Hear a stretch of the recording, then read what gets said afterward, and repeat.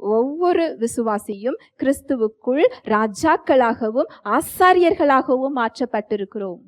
உங்க வாழ்வை நீங்கள் ஆளுகிறவர்களாக, உங்க சூழ்நிலைகளை நீங்கள் ஆளுகிறவர்களாக, மக்களை தேவனிடத்தில் கூட்டி வரக்கூடிய ஆசாரியர்களாக நம்ம என்ன செய்யப்பட்டிருக்கிறோம்?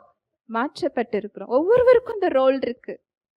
அது ஊழியக்காரங்களுக்கு மாத்திரம்தான், அழைப்பு உள்ளவங்களுக்கு மாத்திரம்தான் இல்ல. விசுவாசி அந்த அழைப்பை தெரியாமல் இருக்கிறார்.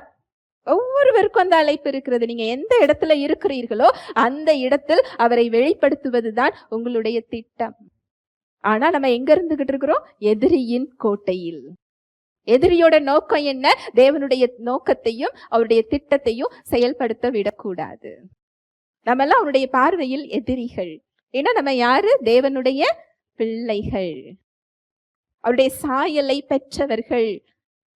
அவர் எந்த அளவுக்கு அன்பு செய்தால் அடிமையின் கோலம் எடுத்து அவருடைய கையிலிருந்து நம்மை மீட்டு அவருடைய இயல்பையே நம்மை கொடுத்து அவர் நாமத்தை கொடுத்து அவர் நம்மை தனியாக விடவில்லை, அவரே நமக்குள் வாசம் செய்து கொண்டிருக்கிறார்.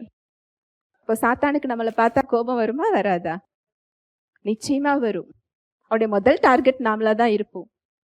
ஆனா நற்செய்தி என்ன? நம்ம தோத்து போக மாட்டோம், நம்ம கீழே விழ மாட்டோம். எப்பக்கம் நெருக்கப்பட்டாலும் நாம் ஒடுங்கி போவதில்லை, மனம் முறிந்தும் போவது இல்லை. வார்த்தை சொல்லுது, நம்மை அவர் கீழே விழ விட மாட்டார்.